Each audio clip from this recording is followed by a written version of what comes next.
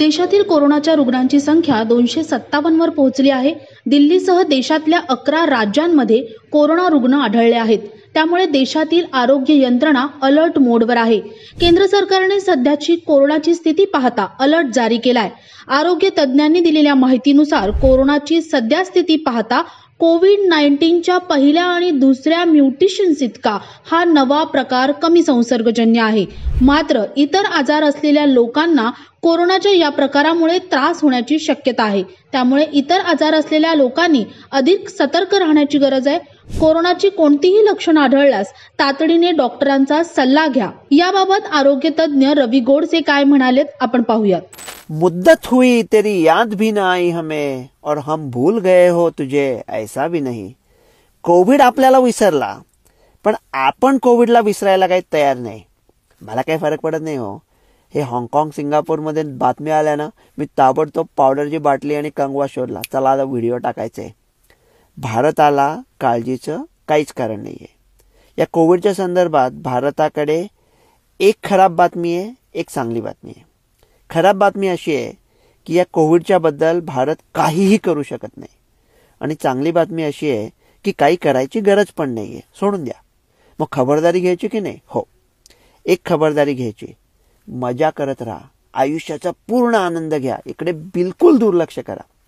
काय चाललंय सिंगापूर हाँगकाँगमध्ये, काय येत आहेत केसेस तिथे? एक मला गोष्ट कळत नाही, आपण भारतात जेव्हा केसेसची वार्ता करतो, समजा केसेस म्हणजे पावसाचे पडणारे थेंब आहेत।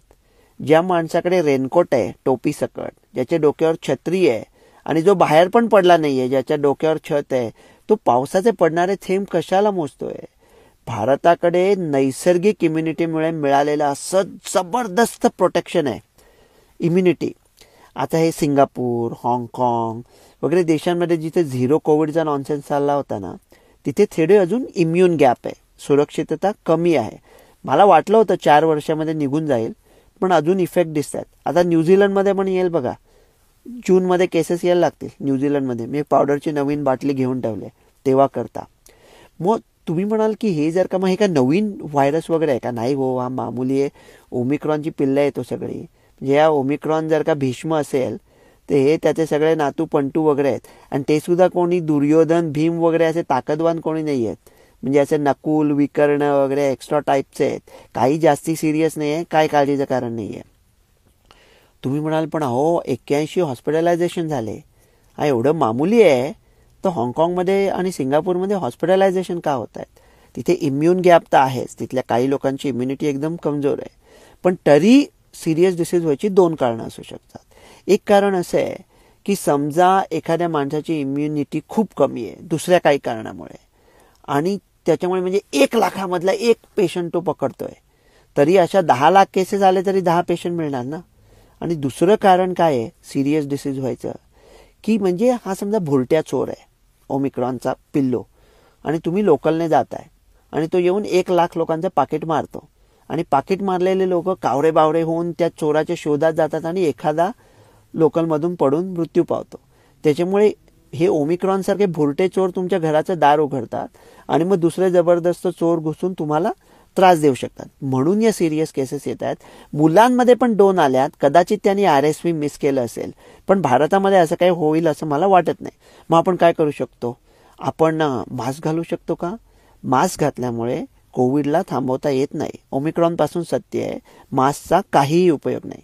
पण मास्क घातल्यामुळे दुसरे काही जे आजार असतात, जसा की फ्लू आहे किंवा रेस्पिरेटरी, ते कमी होऊ शकतात। त्याच्यामुळे एखाद्या इम्युन सप्रेस माणसाने मास्क घातला तर त्याची थट्टा करू नका। त्याने तुम्हाला प्रेमाने सांगितलं की माझ्याजवळ तुम्ही मास्क घाला, तर त्याच्या भावनांचा आदर करा। हात धुवू शकतो का आपण? हात धुवू शकतो। कुठला डॉक्टर म्हणेल हात धुवू नका म्हणून? पण हात धुतल्यामुळे कोविड थांबवता येत नाही, सरफेस ट्रान्समिशन अगदी कमी असतं, त्याचा कधीच काही उपयोग नव्हता। आणि असे जे लोक असतात ना, म्हणजे असं लग्नामुंजीला जाऊन तुमच्याकडे सॅनिटायझर आहे का हो, असा रंग के भंग में चकाचक करू नका यार। एवढी तुम्हाला भीती वाटत असेल तर बोंबलायला लग्नामुंजीला दुसऱ्यांच्या जाऊन दुसऱ्यांचा मूड खराब करू नका। मग सोशल डिस्टन्सिंग, सरकारच्या विरुद्ध जा असं मी कधीच सांगणार नाही, पण तुम्हाला कोणी सांगितलं ना की सोशल डिस्टन्सिंग करा, तर त्या माणसांपासून तुम्ही सोशल डिस्टन्सिंग करा। त्यांना 6 गज की दूरी रखो त्यांच्यापासून. हे सोशल डिस्टन्सिंग करून काही फायदा नाही. मग कदाचित कोणी इम्युनोसप्रेस्ड असले इंडियामध्ये आणि त्यांना झालाच कोविड, तर त्याच्याकरता औषधं आहेत का? आहेत. हे जे मोल्नुपरावेर आहे त्याच्याबद्दल मला काहीच माहिती. पॅक्सलोवेड फायझरने दुसऱ्या लोकांना देऊन टाकलं. बरेच ब्रँड्स आहेत. 200 रुपयापासून 12,500 रुपयापर्यंत किंमत आहे. साधारणतः 5 रुपये स्टँडर्ड किंमत आहे.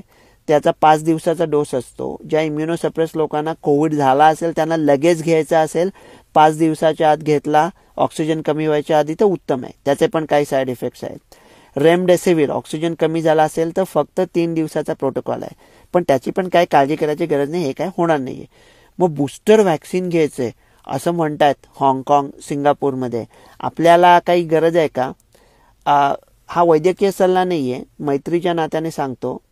तुम्ही 2 डोस घेतले असले किंवा नसले, तुम्हाला जो नॅचरल डिसीज झालाय त्याच्यामुळे तुमचं सिरियस डिसीजपासून खणखणीत संरक्षण आहे. माझ्या मते हा बूस्टर घेऊन आता काही फरक पडणार नाही, कारण सिरियस डिसीजपासून तुम्ही ऑलरेडी वाचलाय आणि मामूली डिसीज हा टाळूच शकत नाही. आणि बोंबलायला आपल्याकडे ओमिक्रॉन ॲडजस्टेड व्हॅक्सिन नाहीच आहेत भारतामध्ये, नाहीच आहे, तर त्यांची वार्ता कशाला करायची? हा ना कोविड एखाद्या कोकळेसारखा आहे. त्याला असं म्हणायचं, येथे समस्त बहिरे वसतात लोक, का भाषणे मधुर तू करसी अनेक. अरे कोविड तू काय जी गुणगुण करतोय ते आम्हाला ऐकूच येणार नाहीये.